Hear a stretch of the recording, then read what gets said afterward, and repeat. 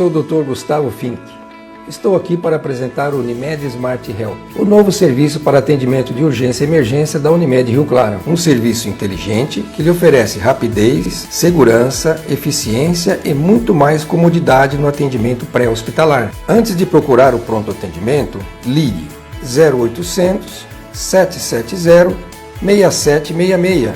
Unimed Smart Health. Cuidar de você, esse é o plano.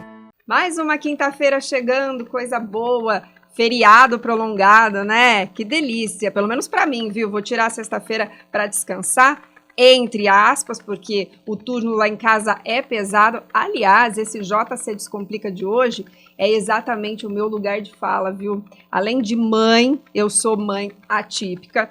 E você que está em casa vai entender o que eu vou falar agora. Eu vou trazer um relato pessoal, gente.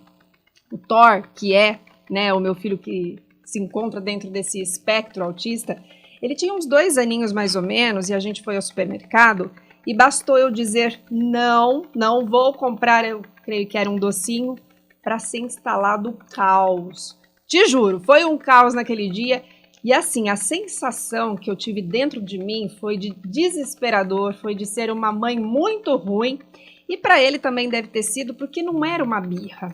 Já era uma crise, já era alguma coisa ali dando sinais, sabe? E você que é mãe atípica aí que está me ouvindo, também sabe o que significam essas crises, né? Deixa a gente numa situação complicada. Mas a gente tem algumas redes de suporte por aqui, né?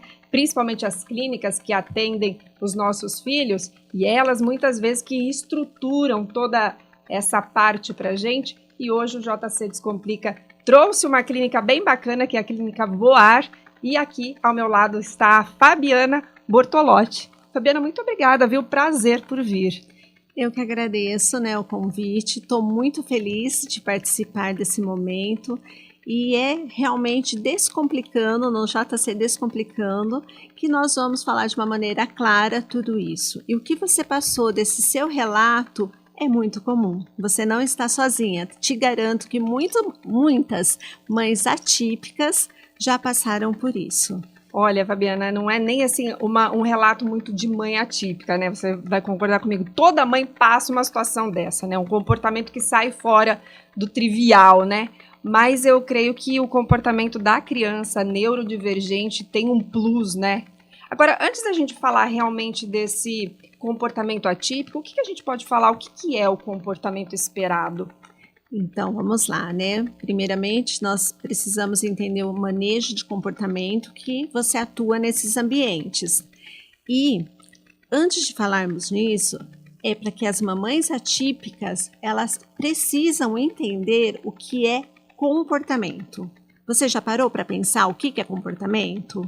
Às vezes eu fico pensando que é aquele que a gente acha que é adequado, né? O que a sociedade espera que a criança e o adulto também seja, né? Sim. O certinho, o corretinho, dentro do padrão. Exatamente. Então, o comportamento lá, quando eu era pequena, falava assim, nossa, essa menina é birrenta, essa menina não tem educação, pega uma varinha que resolve-se tudo, né? Exato. E não é bem assim quando nós falamos de crianças atípicas. É diferente. Nós precisamos entender que comportamento é tudo.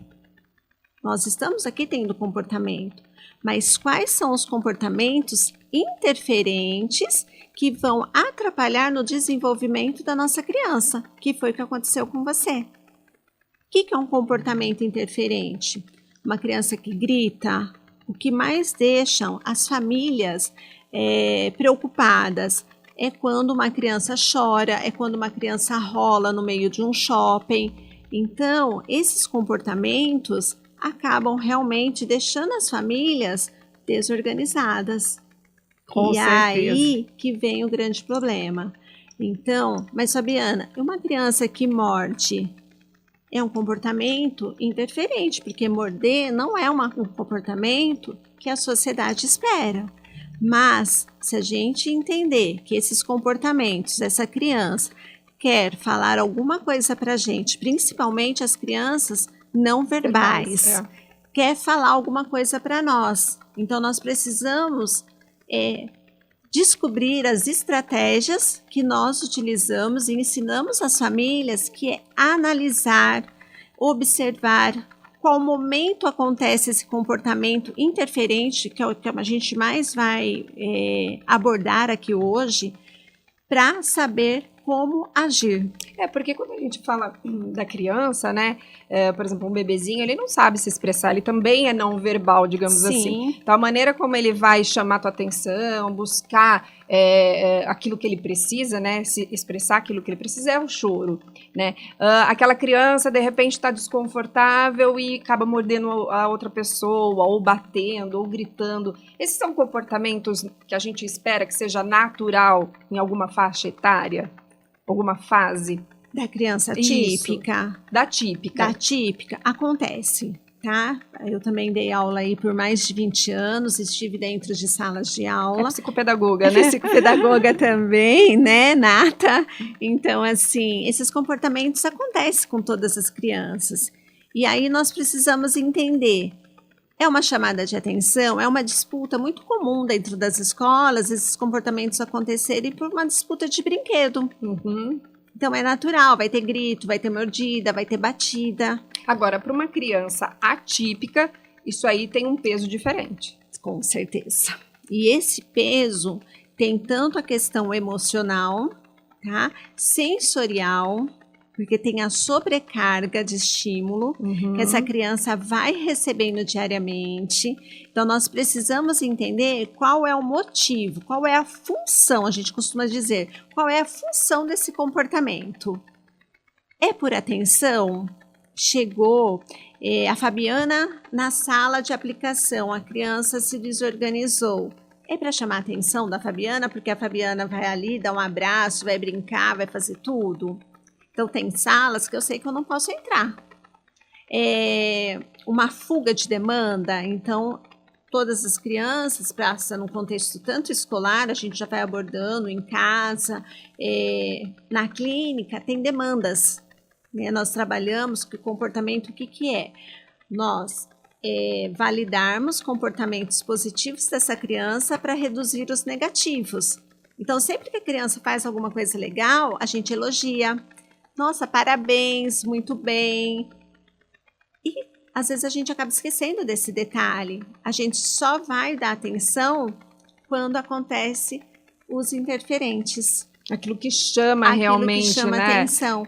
E aí, quando deixa desconfortável, né? Exatamente. E quando nós vamos olhar para isso, a criança já está no pico da curva que a gente chama a curva de desregulação. E aí, como que a gente volta essa criança para trás? Exatamente, né? Então, a gente precisa, né, olhar para essa criança, primeiramente, entender a função desse comportamento, que às vezes é uma coisa tão simples, o jeito da gente falar com ela, desliga essa televisão, vai tomar banho. Isso acontece quase com sempre. Né? Isso já acabou o mundo para ela. Então, nós precisamos entender o que é. Às vezes, dá um tempo, prever. Né? Eu gosto muito da gente fazer atividades e prever para a criança, mostrar para a criança o que ela vai fazer. Vamos mais 5 minutinhos de televisão e depois você vai para o banho? E inclusive porque as crianças que estão dentro desse espectro, desse transtorno, ela gosta dessa previsibilidade. Precisamos, né? Porque isso faz com que ela crie o que a gente chama de rotina. E aí a criança tem a rotina na clínica, a escola é cercada de rotina e em casa nós não temos a rotina. Então, a primeira dica que fica é que nós possamos criar em casa um ambiente, sei que é difícil, sei que é cansativo, sei que não é fácil, mãe, a gente fazer isso. Mas nós precisamos criar o hábito de ter uma rotina, uma organização. Por quê, gente? O próprio ambiente, ele modifica o comportamento da criança. Isso é uma fala que eu uso muito com as minhas famílias. O ambiente modifica o comportamento. Se eu estou num ambiente desorganizado, se eu estou num ambiente que não tem regras claras, eles precisam que as coisas sejam claras, senão eles não vão conseguir.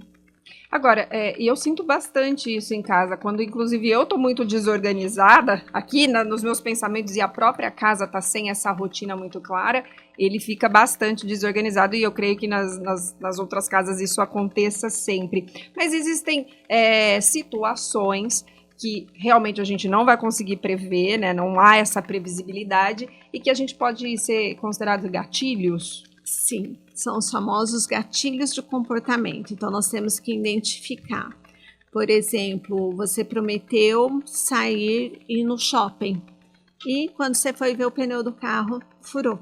Ixi, Mari, aí bagunça todo mundo. Aí bagunçou, porque você prometeu, você conversou que nós íamos sair, você se arrumou, ele tomou banho.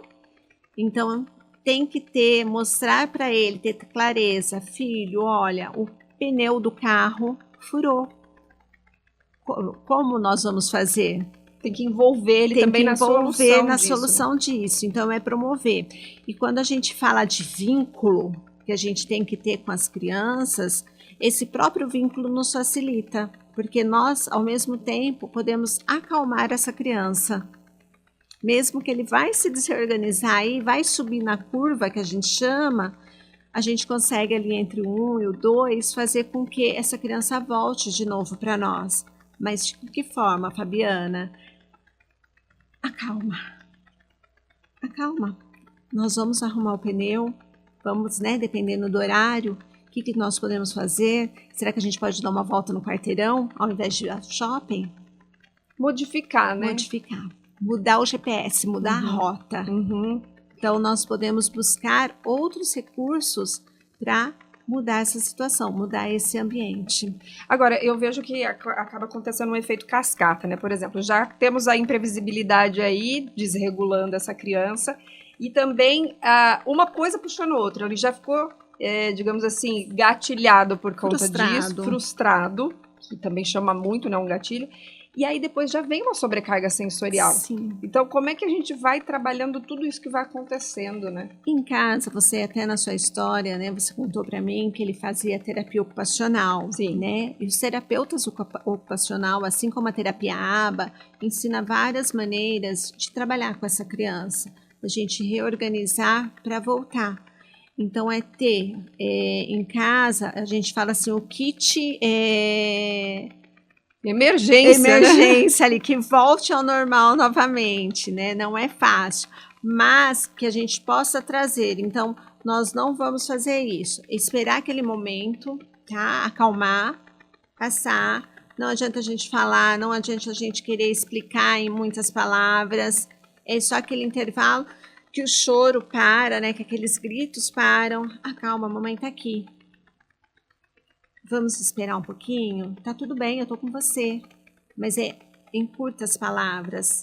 Ver o que ele gosta, o reforçador master dele. Sempre vai ter alguma coisa que essa criança gosta muito. Sempre tá junto também com você. Mas eu vou levar o ursinho que ele gosta, que acalma ele num shopping, em algum lugar. Vou levar sim, preciso. Então eu vou levar. Até você contou a sua história, eu tenho um relato de uma mãe que ela falava assim, Fabiana, meu filho, preciso levar meu filho no shopping, eu quero ir no shopping com meu filho. Então, nós começamos a fazer isso, a ir ao shopping. Eu me lembro tão bem desse dia, na saída ele comeu super bonitinho, fez tudo bonitinho, na saída eu não esperava um brinquedo. Mas eu deixei ele no brinquedo. E para tirar ele do brinquedo. Eu sei bem. Tá, e aí o que aconteceu? Ele rolava no chão, né? E a terapeuta simplesmente começou a rolar com ele no chão e dizer que estava tudo bem. Então, ao mesmo tempo que ele rolava para um lado, eu rolava para o outro, enquanto eu estava com a equipe de suporte para pedir ajuda na clínica para vir me socorrer. Quando chegaram, ele já estava mais organizado, entendendo que o brinquedo acabou. Só que nós paramos aquele brinquedo aproximadamente 20 minutos. E aí, era horário de almoço no shopping, vem o que você falou. E os olhares. Exato. E o julgamento. E eu sempre dizia para essa mãe, o filho é teu. Quem tem que julgar é você. E não as pessoas. Você não se importe com o olhar das pessoas. O filho, ele é teu. Então é você. que tem que olhar. É você que tem que amar, é você que tem que estar junto, não é as pessoas.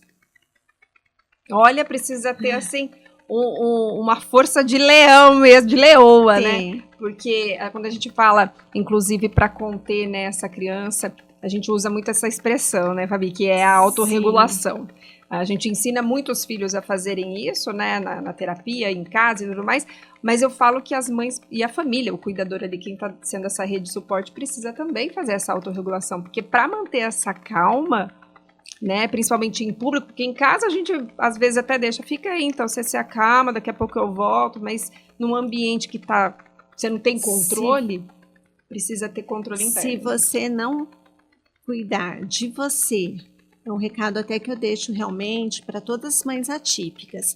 Se vocês não cuidarem de vocês, eu sei que é difícil o tempo, eu sei que é difícil o horário, mas precisa. Quem cuida precisa ser cuidado. Seja ali uma respiração, seja um minuto de ouvir uma música que você gosta, de fazer um exercício físico, deitar no chão, tomar um banho, mas você precisa cuidar de você.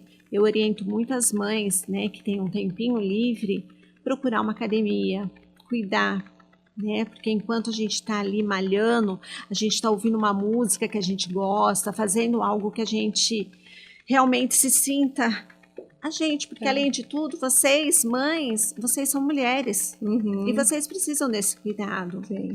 Até complementando, um dos pilares da nossa clínica, nosso principal cliente é a família. Porque se eu não cuidar da família, a família não vai cuidar do meu paciente. O resultado também, né? Todo o meu trabalho, quando chega em casa e eu não tenho esse controle, não tenho. Então, por isso que a gente fala, o treino parental, a orientação, ela vai ajudar muito. Então, nessas situações, criança respirar, a criança ter aquele momento, vamos contar com a mamãe até 2, até 3, até 10, né? A cada um vai conhecendo. Eu falo que o melhor terapeuta é a família, né? São os pais ou as mães, quem cuida da criança. Por quê? Vocês conhecem melhor. Eu tenho que fazer uma análise funcional para saber o que é um comportamento, o que esse comportamento está sendo gerado. A gente faz análise funcional. Eu vou olhar para essa criança, eu vou ver o horário que ela está tendo esse comportamento, o que desencadeou, qual foi o engatilho. Eu estou dando uma demanda. Às vezes, até nós, sem querer, causamos uma crise numa criança. É verdade, é isso que eu ia falar para você. Às vezes, o comportamento inadequado daquela criança é muito reflexo também da família, né? Sim. De como que a família está se comportando. Como a família lida com isso. Então, agora eu vou lá, tiro o computador, tiro o celular, né? Tô falando de crianças maiores, tiro aquele brinquedo e ponho a criança para tomar banho, vou usar o banho. Aí, essa criança, como que ela se comporta no banho? Como está sendo esse banho para ela? E aí nós precisamos de quem? Da terapeuta ocupacional. Será que ela está tendo muito estímulo sensorial? Tem criança que não molha a cabeça. Ah, sei bem. Sei bem como que é. Mas às vezes eu nem percebo. Amanhã eu escuto muito disso. Nossa, Babi, realmente não toma banho, não quer entrar no banheiro, não quer molhar a cabeça, põe o pé, mas não põe o resto do corpo. E como que fica? Vamos fazer de pouquinho em pouquinho? Vamos entrando no banheiro? Vamos molhando de pouquinho. E às vezes também está relacionado com a própria rotina. Uma hora toma banho um horário, outra hora toma banho. E aí acaba que não se ajusta, né? Sim, também é um gatilho, o que eu falei no início, né? Em todos os lugares nós temos rotina, clínica, escola. E a casa precisa seguir rotina. Todas as casas teriam que seguir rotina. Sim. Tá? Em todas. Mas falando da criança atípica, a gente precisa ter uma rotina mais organizada. Infelizmente. É fácil? Não é, Nathalie. Não é. Exatamente. Mas precisa. Eu sei que é corrido, muitos pais trabalham, não tem esse tempo necessário. Por isso que a clínica hoje, nós contamos com uma psicóloga, com um horário para dar essa orientação. Então, os pais me mandam um vídeo de situações aonde nós vamos saber o que realmente é uma crise, o que realmente é uma birra. Porque uma birra, né, o que é um opositor? o opositor, a birra em si. Você vai lá, tira o item de preferência da criança, que ele estava lá, legal, assistindo a televisão, a musiquinha bacana, feliz da vida. Você foi lá, tirou o controle e desligou. Acabou o mundo. Você foi lá, devolveu, a criança sorri e continua dançando. Aí já dá para perceber que, né, foi uma pegadinha aí, e né? aí é comum com todas as crianças. E também é comum com eles. Porque o que eu falo? Nós temos uma criança atípica. Só que nós temos o que antes da atípica? Uma criança. Então, eu sempre valorizo. Nós temos uma criança, mas nós temos uma criança atípica. Então, nós precisamos entender o que é. E uma coisa que você falou de gatilho, que muitas vezes as famílias não percebem, nós já passamos muito por isso. Perfume. Olha. Perfume, ele é um gatilho que pode fazer a desorganização sensorial. Eu já tive casos de paciente, hoje, né, a gente passa perfume em ambientes como esse, por exemplo. Fora disso, é bem neutro. Quase nada. Por quê? Para atuar ali na Para clínica. atuar na clínica. Porque os perfumes e as misturas desse perfume começam a interferir nesse desenvolvimento da criança. Sim. E aí é um gatilho. Fome é um gatilho. Dor, que é o mais difícil, né? Eu acho que uma das maiores dificuldades que as famílias se encontram é a questão da dor, porque ela é fisiológica. Então, eu não sei se está com dor no dente, se está com dor de cabeça, gastrointestinal, que são dificuldades que as crianças têm. E como a gente descobrir? Então, a gente faz análise funcional. Terminou de almoçar, começou a ter um comportamento, a gritar, a chorar, até mesmo os comportamentos mais interferentes, que eu acho mais grave, que são os autolesivos, né? Esse é o que mais me preocupa e são os mais difíceis da gente reduzir. Será que ele está com um dente, uma cárie? Então você vai fazendo uma associação. Sim. Por exemplo, o Thor, ele tem intolerância alimentar. E aí eu percebo que alguma coisa desregulou ali naquele intestino quando ou ele, depois de comer, fica muito elétrico, muito agitado, ou então ele começa a comer mais. Ele fica, eu ainda tô com fome, eu ainda tô com fome, eu ainda tô com fome. Então, é fazer essas associações, né? Então, lá a gente chama de análise funcional. Então, eu vou controlar o comportamento da criança, o que antecede o comportamento. Então, é o almoço, é o banho, é uma saída, é uma mudança de trajeto. Às vezes, a criança sabe qual é o caminho que você faz da tua casa para a escola, da tua casa para a clínica, e você, de repente, precisou mudar esse caminho. Também é um gatilho. Então, assim, a partir de observações, com o tempo, e a gente conhecendo, e vocês conhecem melhor o filho, né? A gente consegue fazer algumas mudanças, mas isso é com o tempo e conhecendo cada vez mais sobre questão de comportamento. Por isso que eu quis deixar claro, fazer manejo de comportamento é nós conhecermos a criança, conhecermos o comportamento dela, saber em que momento acontece. Então, é um pacote. Analisar, observar, para a gente poder intervir. E de que maneira que a gente pode intervir? Porque, assim, primeiro de tudo, ter essa calma, né, essa tranquilidade para analisar, entender o porquê que esse comportamento está aparecendo. E aí, de uma maneira, por exemplo, essa criança está tendo um comportamento que é o que você diz interferente, que é autolesivo, é agressivo e tudo mais. Como que a gente contém essa criança? Bom, primeira coisa, nós vamos tirar tudo do ambiente que seja de risco para a criança. Vamos supor, no ambiente escolar, que isso é muito comum acontecer.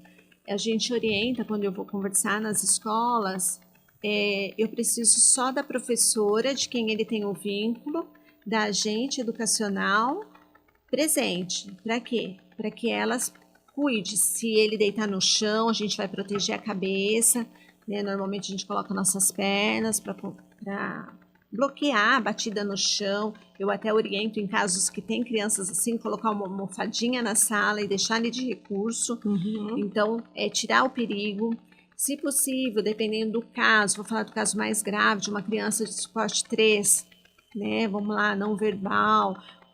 Tirar as outras crianças, porque a gente também tem que pensar, quando a gente fala de inclusão, de acessibilidade, a gente também tem que pensar no filho do outro também. Então, tirar essas crianças, porque às vezes quem está em crise, eu não vou conseguir tirar naquele momento. Então, eu preciso aí de uma meia hora, uns 40 minutinhos até passar. E em casa, a mesma coisa. Eu tenho mais recursos, né? Que eu tenha talvez uma rede que ele goste, tem um sofá, um colchão no chão, então aonde você pode estar com ele. E aí tem alguns recursos da TO, né? As brincadeiras quando ele estiver já se acalmando, né? Que ele precisa às vezes abraçar aquela almofada, apertar alguma coisa, até mesmo a gente, quem tem um vínculo, vou usar você como exemplo, e lá daquele abraço apertado nele, né, fazendo a pulsão, tudo isso vai ajudando a acalmar. Tem crianças que às vezes a gente consegue com muita calma ali levar para um banho, porque a água também acalma a criança. Então nós vamos descobrindo vários recursos. Eu tenho uma criança que tem comportamento, e quando ele começa a voltar, né, ali ele deita, e ele começa a voltar da crise, ele pede água gelada pra gente. Então, ele acostuma a água gelada, ele fala que ele vai se acalmando. Hoje, ele é criança para mim, ele já consegue falar quando ele já vai desorganizar. Quando ele fala assim, tia, já estou começando a me sentir esquisito, eu vou me desorganizar, vai acontecer alguma coisa comigo. E aí ele já vai dando sinais pra gente. Então, que bonito, né? Quer dizer, eles já vão aprender a ter consciência disso. Hoje, né? Lá na clínica, a gente nem fala, né? A gente fala assim, tomar muito cuidado que é bloqueio, né? Então, tem algumas palavras que a gente precisa deixar muito claro para a família. Então, a gente explica todos os procedimentos. Na clínica, a gente usa o PCM, que é o Gerenciamento de Crises Humanizadas. Então, a gente tem métodos certinhos de como fazer o bloqueio dessa criança. Infelizmente, eu só não posso contar por regras mesmo do PCM. Mas as crianças que precisam, a família assina termo conosco. Ela já é ciente que se precisar, a gente é P2, né? A gente pode fazer em 2 pessoas, que é mais fácil ainda. Mas é tudo feito certinho, com objetivos claros. A criança vai sendo avisada, até a gente conseguir, se é uma criança muito grande, eu preciso que ela deite, né? Porque você viu que eu sou pequenininha, né? Então, a gente precisa que ela deite, mas a gente está sempre ao lado dela. Agora, a gente vê muito, né, em ambientes que estão fora desse controle, então dentro da clínica, dentro de casa, pai, mãe, cuidador sabe quem é aquela criança, mas aí vai para um outro ambiente, por exemplo, casa de um amigo, né, ou a própria escola, que é um ambiente em que eles ficam, né, a maior parte do tempo. A gente vê muitas vezes esses profissionais tentando lidar com a situação. Eu creio, ou pelo menos quero acreditar, que seja na melhor boa intenção, né, na boa intenção, mas ainda existe falta, né, de capacitação, de trazer para dentro desses ambientes, porque se para a gente que às vezes também não sabe lidar, imagine para alguém que não entende, né? Hoje, o Espaço Clínico VAR, desde que nós estamos há 8 anos atuando, tá? E desde que nós começamos, eu tenho um propósito comigo, capacitação das escolas, porque antes era Espaço Pedagógico VAR. E hoje é Espaço Clínico VOAR, então eu uni a educação com a saúde. E o propósito que eu fiz foi nunca deixar as escolas. Então, em todas as escolas que nós somos chamados para falar de manejo de comportamento, para falar de aba, de terapia, na verdade, falar desse universo inteiro, nós vamos com o maior prazer para poder ajudar, realmente para capacitar. E a principal pergunta que eu faço para eles é o que é comportamento. Acho que esse é o começo, né? E é aí aonde todo mundo tem a falta de conhecimento, que comportamento é aquela Fabiana que era pequenininha, que era birrenta, pirracenta, não queria fazer, a mãe pegava a Havaiana e resolveu o problema, né? Uhum. E não. Então, a gente precisa entender que comportamento todo mundo tem, mas quando eu falo, de novo, de uma criança atípica, se isso ficar claro aqui, né, no JC Descomplica, eu acho que fica muito mais fácil, porque é comportamento interferente que vai interferir no desenvolvimento da minha criança. E de que maneira, então, já que você entrou nessa parte, de que maneira esse comportamento interferente pode prejudicar o aprendizado, por exemplo, dessa criança que já tem algumas dificuldades, né? Embora a gente tenha esses níveis de suporte, mas que algum prejuízo já está instalado ali. De que maneira que esse comportamento pode prejudicar? Uma coisa muito comum que acontece nas escolas quando a demanda é alta. Então, eu vou pedir para você fazer uma equação para mim. E você ainda não conseguiu fazer nenhum mais 2. Estou dando um exemplo aqui bem aleatório para ficar claro para todo mundo. Então, quando a minha demanda é muito alta e eu sei que eu não vou dar conta, o que eu vou fazer? Eu vou fugir. E como que eu fujo? Eu vou entrar primeiro no estádio de birra. Eu vou chorar, vou ali fazer. Se você me der outra coisa para eu fazer, eu volto ao normal.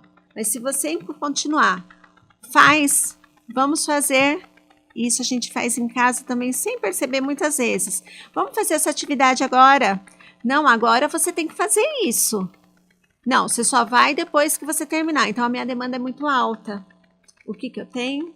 Aquele comportamento que podia ser ali, ó. Então tudo bem. Nós não vamos fazer isso agora, mas vamos fazer esse daqui e depois a gente faz esse. Eu troquei. Eu dou uma demanda mais baixa para depois eu dar uma demanda mais alta, necessária, que minha criança pode fazer. Então, isso eu já consigo, num ambiente desse, mudar a forma. Tornar uma atividade de uma forma muito mais lúdica. Dependendo de uma criança menor, eu posso criar coisas lúdicas para ela. A aceitação pode ser bem maior. Você tocou num ponto bem interessante, porque pessoalmente isso acontece muito. O TOR, além, né, de estar dentro desse espectro, um nível ali mais, digamos, leve, né? Não gosto muito de usar esse termo, mas o nível mais baixo, de suporte. Então, e ele tem um alto funcionamento, ele funciona muito bem, claro, com as suas limitações. Ele tem aí também não sei se a gente pode falar de diagnóstico, mas ele tem um teste apontando para as altas habilidades, sim, o que o coloca numa posição, muitas vezes, de você dar conta, pode fazer. E aí ele mesmo já diz, gente, tá demais isso aqui para mim, mas não porque ele não consegue, é porque o estímulo tá muito forte e aquilo já vai ficar zoado para ele. Vai criando, né, um tabu, vai criando uma barreira para ele. Então, não é, às vezes a gente fala assim, nossa, vamos usar, você usou altas habilidades. É muito comum a gente falar assim, nossa, mas você é super inteligente. Como que você não consegue fazer isso? E é a mesma coisa. Nossa, não é porque ele tem altas habilidades que ele tem que dar conta de tudo. Não é porque ele tem altas habilidades que ele tem que dar conta da matéria igual aos outros. Se fosse assim, a gente não vai entrar nesse assunto, seria o caso das crianças que têm TDAH. Tem TDAH, tem mais tempo de prova, tem adaptação de prova e é boa em outras funções, é a mesma coisa. Eu tenho habilidade para algumas coisas e não para outras. Eu gosto mais de matemática e não gosto tanto de geografia. Então, naquilo que eu me dou bem, eu vou super bem. Ah, Fabi, ele tem altas habilidades, ele vai super bem. Tem aquele jogo difícil, ele vai super bem, mas em matemática ele não se dá. Tá tudo bem. Ele não é obrigado a saber tudo porque ele tem altas habilidades. Então, se ele precisar de uma prova adaptada, ele vai precisar. É verdade. Agora, como que a gente a gente falou de prevenir, né? Falamos também desse manejo. Como que a gente pode colocar para quem está fora desse ambiente? Por exemplo, situação no supermercado, no shopping. É fingir que não está vendo nada, é tentar explicar, aceitar alguma ajuda? Como é que a gente se comporta com o comportamento deles? Essa pergunta ela é bem complicada. Vamos ter que descomplicar, hein, Fabi? Então, vamos descomplicar ela, tá? Aquele dia que eu rolei no shopping com uma criança, eu não estava me importando com quem estava passando, com quem não estava. Inclusive, estava comigo a minha sócia Amanda junto. Ela ficou ali na porta junto com a mocinha, impedindo que outras pessoas entrassem no brinquedo naquele momento. Mas quem estava passando ali do almoço, os olhares, ela estava ali para tirar satisfação, né? Justificar que era uma criança com autismo. É realmente você não se importar. É teu filho. A única pessoa que tem que se importar com ele é você. Então, eu vou falar para todas as mães, saiam com as crianças, dão trabalho, pode acontecer isso? Pode sim, mas manter a calma acima de tudo, volto a dizer, não se importar com o que o outro vai achar, porque o filho é teu, não é do outro. Se precisar explicar, olha, tá tudo bem. E se você precisar também de ajuda, é pedir. Por exemplo, vou contar um outro caso que já aconteceu comigo e eu considero grave. Eu estava passeando, ensinando, porque a gente tem também que uma criança, ela não nasceu para viver dentro de clínicas. E eu tenho crianças que passam períodos grandes devido ao nível de suporte dentro de uma clínica. Então, eu preciso, às vezes, ir numa praça. E eu fui, sou muito corajosa, sou aquela terapeuta que faz mesmo, arregaça, se envolve. Nem te conto o que eu estava fazendo esse final de semana. Tá? Ah, agora nós vamos querer saber. Eu estava numa praça com um paciente, ele é suporte 3, e a gente estava começando. Então, eu sempre procurava uma praça que fosse um pouquinho mais longe, não tão centralizada, poucas casas perto. E aquele dia ele estava bem, até ele chegar na praça. Quando ele chegou na praça, ele começou a bater e ser autolesivo. E eu não conseguia voltar ele, porque ele começou a entrar ele entrou em crise, né? E eu não conseguia voltar ele para o carro. A gente tem autorização de saída com ele, tem tudo. E nesse momento, parou uma viatura da polícia. Meu Deus. Tá? Eu ando com esse paciente em especial, né? Eu ando com o laudo dele comigo.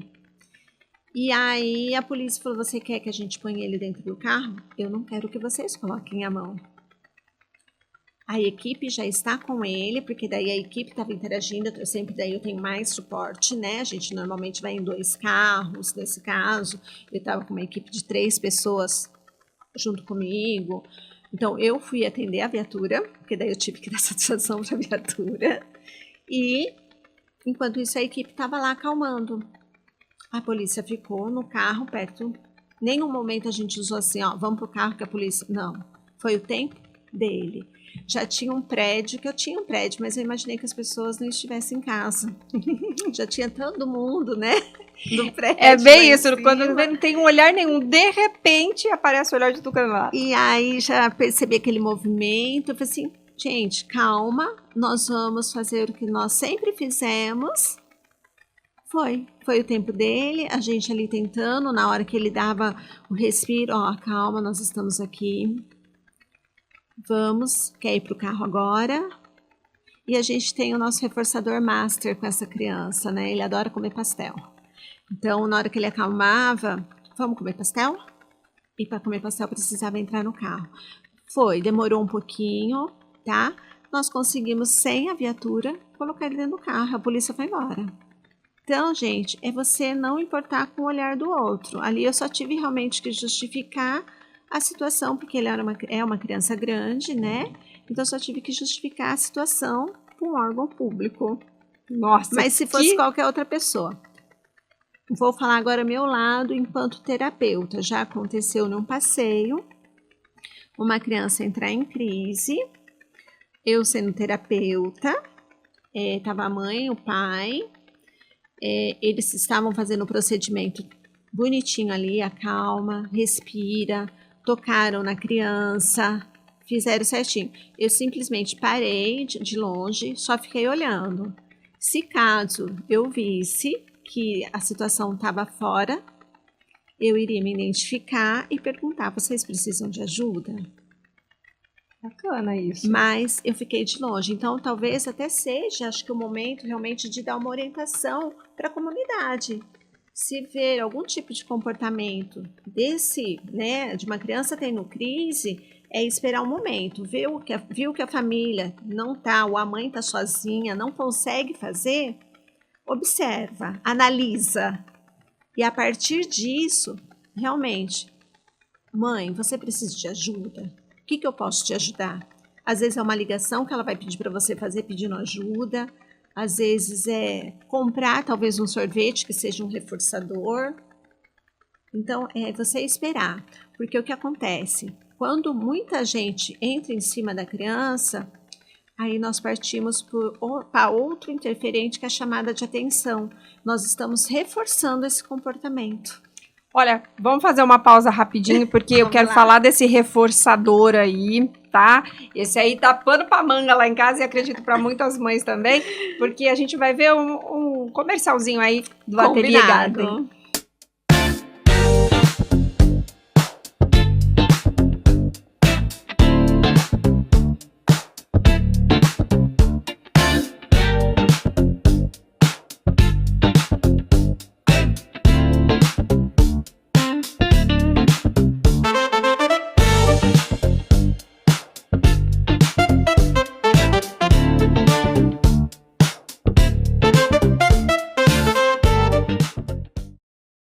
Olha que bacana, Fabi, o Ateliê Garden sempre traz aqui para enfeitar nosso estúdio do JC Descomplica, e é para você essa orquídea. Ela sempre manda umas orquídeas diferentes, uma coloração bacana. Gostei. Para você. Agora vamos falar de reforçador. Vamos lá. Você disse que naquela situação, né, o teu paciente estava naquele momento, e aí vocês reforçaram a entrada dele no carro com o reforçador que seria o pastel.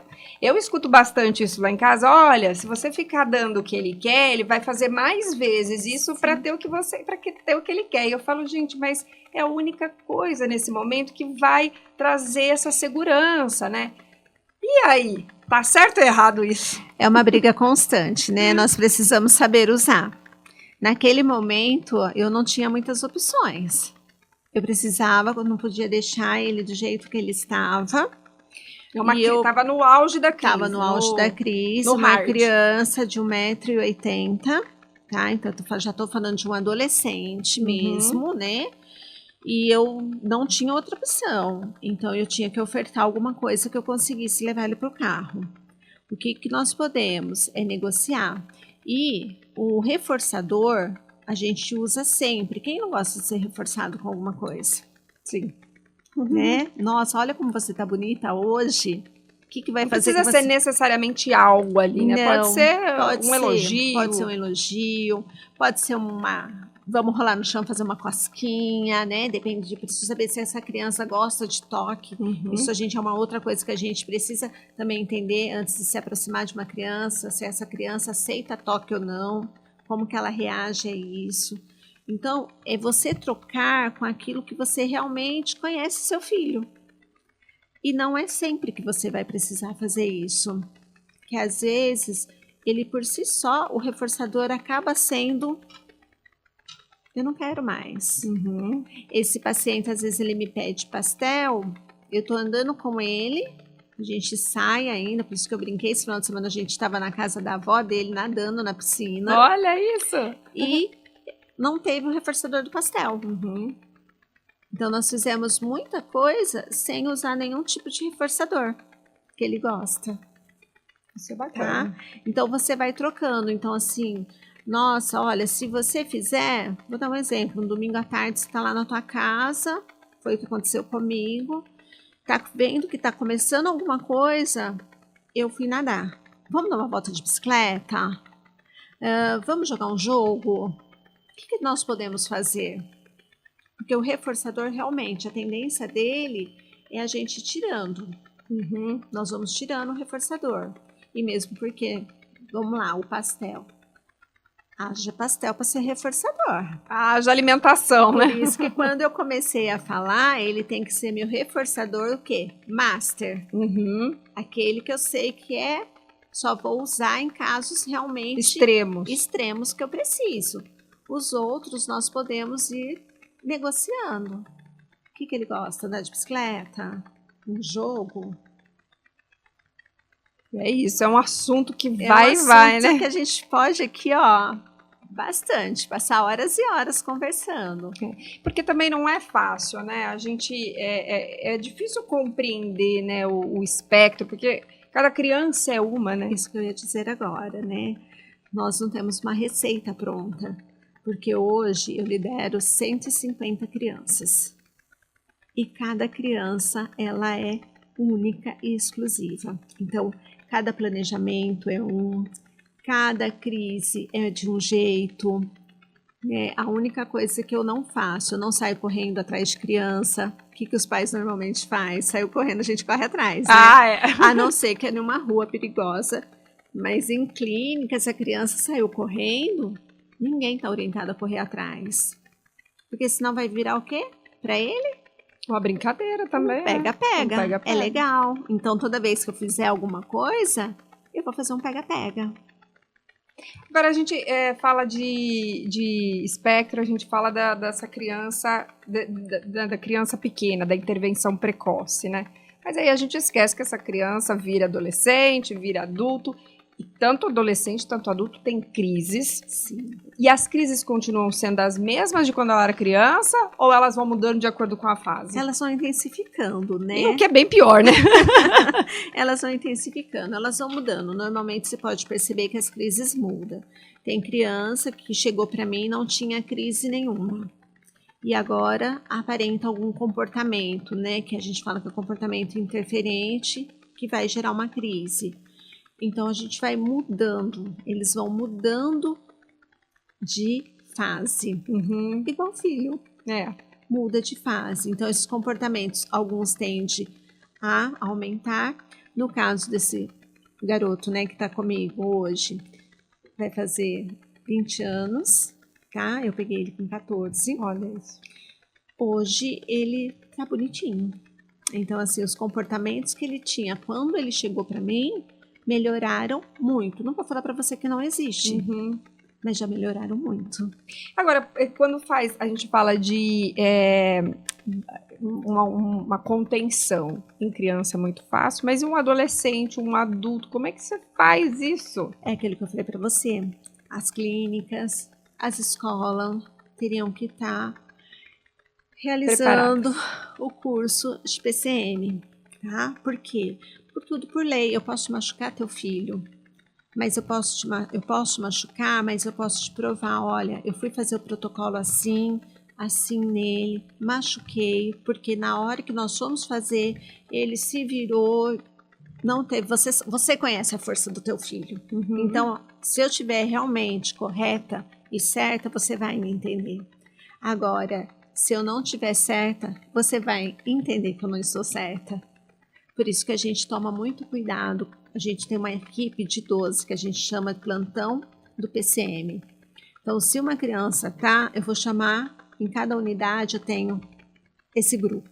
Então, quem vai fazer isso são as pessoas que estão preparadas para fazer essa contenção, esse bloqueio, para que não machuque. Tá? Só voltando no que você me falou anteriormente da intervenção precoce. Quanto mais cedo realmente a gente começa a intervenção, lá na frente, essas crises elas podem ser reduzidas também, porque as crianças vão desenvolvendo. E um dos fatores que causa muito comportamento interferente é a ausência da fala.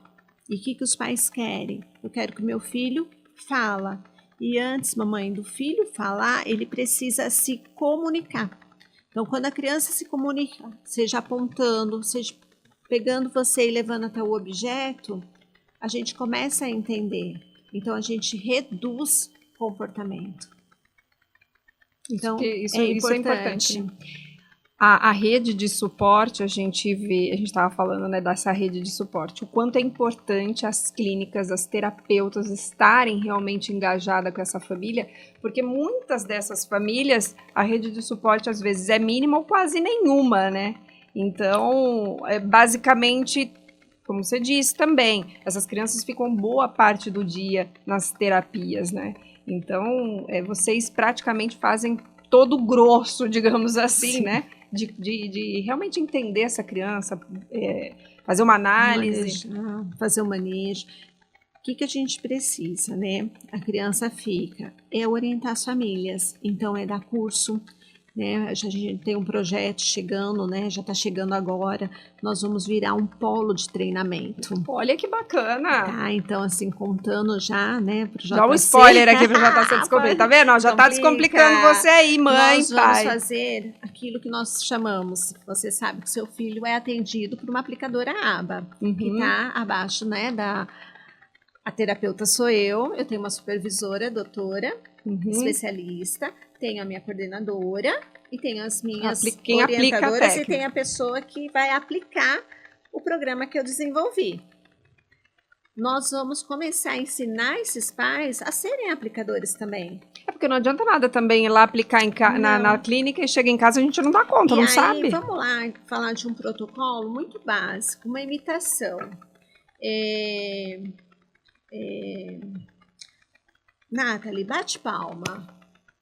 A forma como eu falo com a criança tem que ser como você fala também. E aí as famílias ficam assim, mas como você está fazendo? Como você consegue?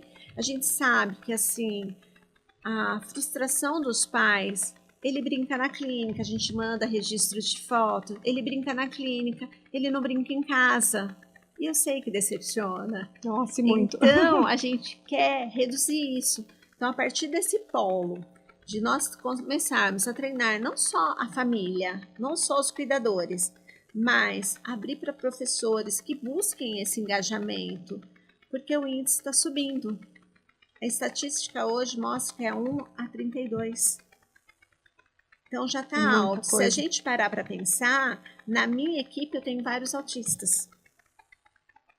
E nas escolas? E as escolas estão preparadas para tudo isso? Essa é a grande questão. A família está preparada? Também. Eu tenho um depoimento de uma mãe que com 8 meses de terapia, uma criança pequena, ela relatou, feliz, que ela conseguiu ir numa festa de aniversário de uma prima dela, que fazia anos que ela não ia, porque o filho não parava. Porque, outra coisa, não podemos esquecer, o convívio social com outras crianças é muito importante também. E às vezes a gente se isola, porque a porque melhor saída é não sair. Muitas eu não vezes. vou ter problema, eu não vou ter crise, eu não vou ter olhares, eu estou fugindo de uma sociedade. E não, a gente tem que enfrentar essa sociedade. Com certeza. Eu sei que não é fácil. Não, como mãe, não é fácil. Eu tenho um filho que tem TDAH. E assim, a tua dor é diferente da minha. Só que para mim o TDAH dele é difícil. Então é aquele filho que eu nunca pude cobrar uma nota dele, eu nunca cobrei boas notas, porque eu sempre deixei ele dentro do limite que lhe cabia. E hoje eu me orgulho. Sozinho, com recurso próprio, ele está estudando psicologia. Olha, que bacana. Para continuar o trabalho da clínica. Olha o olhar dele, que ele falou, mãe, é um propósito seu, é um sonho seu. Então, eu vou continuar. Eu estou fazendo psicologia para dar continuidade no teu trabalho. E eu penso que esses serão os grandes, né, nomes, porque são pessoas que sentem de verdade essas demandas, essas dificuldades e que têm um olhar diferenciado sobre aquilo, né? Isso que é legal. Agora, pra gente já encaminhar aqui pro encerramento, Fabi, eu queria que já vamos parar? Eita, mas quem não queria falar, não é verdade? Agora que pegou fácil. Eu queria que você desse mais um spoiler lá da clínica, porque vocês têm um ambiente formatado, inclusive, que a gente estava falando dessa intervenção, Sim. que é totalmente para adolescente. Então, hoje, né, nós sentimos a necessidade, o Espaço Voar, ele está ali perto do Campo do Velo, né, como você citou, e ali ficou uma demanda, ficou uma clínica, porque eu não gosto de clínica estruturada, parecendo consultório médico, vamos dizer assim, porque a criança já tem essa versão, tudo é muito mais difícil para eles.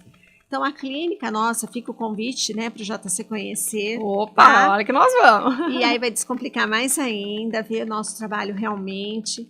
Então, parece uma escola. Então, assim, eles trocam de sala, eles vão com toda... A gente tem hoje uma equipe multidisciplinar muito grande. Mas essa troca de sala é diferenciada aí, né? Essa clínica nova. Na clínica dos menores, né? Tá. Aí, como a clínica ficou muito, posso dizer assim, muito infantilizada, os maiores perderam o encanto, né, de ficar ali com os pequenininhos. E tem a questão das crises, os comportamentos, eles vão crescendo, vão mudando. Nós abrimos outra, que é aqui na Rua 2 também, aqui na Avenida 2K7, que é o Centro Multidisciplinar TEA. E o que é esse centro multidisciplinar? Multidisciplinar porque lá a gente tem tudo, todas as terapias, mas voltada para adolescente. Então, ela virou uma casa modelo. Olha. Então, aí contando já em primeira mão, o marketing está ainda programando lá para sair, mas vamos já falar um pouquinho, porque os pais buscam muito isso, a questão da autonomia e da independência.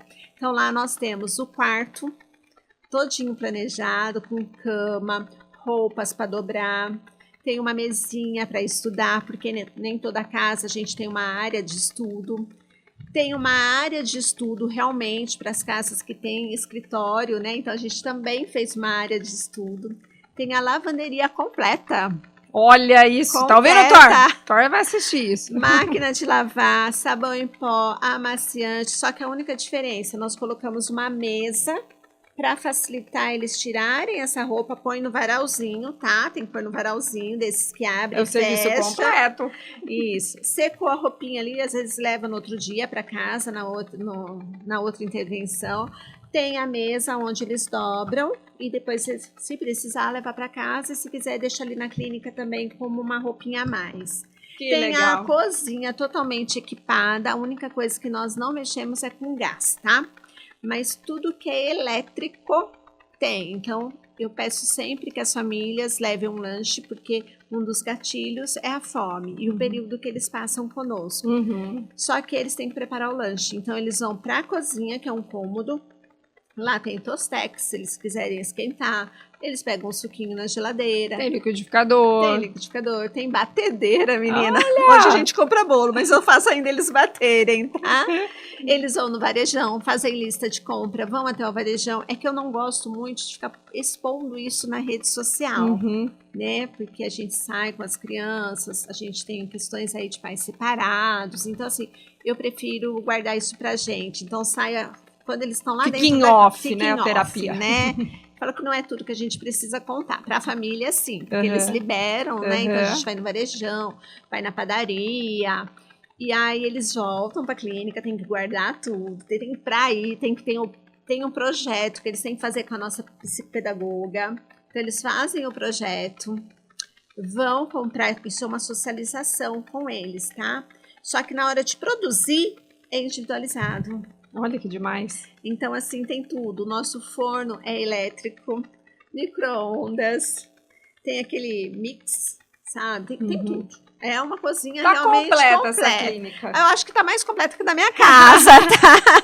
Ó, já sei onde eu vou levar o Thor pra aprender. Tem air fry lá certinho. Então, assim, o que eles quiserem comprar, a gente faz. Que bacana. Entendeu? E pra quê? Futuro, gente. As crianças vão crescer. E o que vai acontecer com elas? A gente precisa aí. Todas as habilidades, dependendo da faixa etária, já aprenderam. Então, eu preciso que essa criança tenha autonomia e independência. E muitas vezes em casa, nós temos medo de fazer isso. Até para evitar, né, esse adolescente, esse adulto, a ter crises exatamente direcionadas por causa disso, né? Fabi, foi um prazer, viu, te receber a Clínica Voar aqui no JC Descomplica. Com toda certeza, esse assunto, gente, não é só para nós que vivemos, né, dentro desse espectro, mas também para a sociedade. A sociedade precisa ouvir um pouquinho, né, os profissionais que trabalham diretamente com isso, nós mães que lidamos intensificamente na prática com tudo isso, porque não é fácil, viu? Obrigada, viu? Espero que volte para um parte 2 aqui. Eu que agradeço o convite, fiquei muito feliz, né, de poder compartilhar, é só um pouquinho, mas o Espaço Clínico Voar, ele não para por aqui. Tá? Ele ainda quer continuar com o JC Descomplica. Eu vou fazer um e-book de tudo isso que nós conversamos e vou estar disponibilizando para as famílias na nossa rede social. Então, quem quiser, chama no Instagram do Espaço Clínico Voar ou mande recado para o jornal. Acho que é mais fácil pelo Instagram, né? Chama a gente lá no Instagram. a partir de segunda-feira, porque eu tive, né, agora essa ideia que tem todo o material, ficou um material muito bacana e tem muito mais informações lá com o ambiente, o que fazer com o ambiente em casa. Então vai ter até um material mais completo do que a nossa conversa aqui, que não dá mais tempo. Não dá mais tempo. Vai ser estendido. Então eu vou fazer um e-book com todo esse tema, com todas as informações e disponibilizar para as pessoas que assistirem e quiserem buscar. Que bacana. Tá bom? Isso é muito importante, gente. Vocês não sabem o quanto eu fico feliz, né? Particularmente porque a gente precisa realmente desses kits, né? De descomplica mesmo, de guia prático, né? De como a gente tem que fazer com os nossos filhos. E aí fica essa reflexão também para vocês aí de casa, né? A gente vem para a JC Magazine agora em dezembro, nós temos uma reportagem bem interessante, muito pessoal, porque sou eu que vou escrever, né? Aliás, já escrevi, que é sobre as mães atípicas, né? Esse mosaico que nos une fora dessa caixa da maternidade, viu? E aí eu espero que vocês leiam, tá muito bacana, e a gente volta com o JC Descomplica na semana que vem, quinta-feira. Até lá, tchau!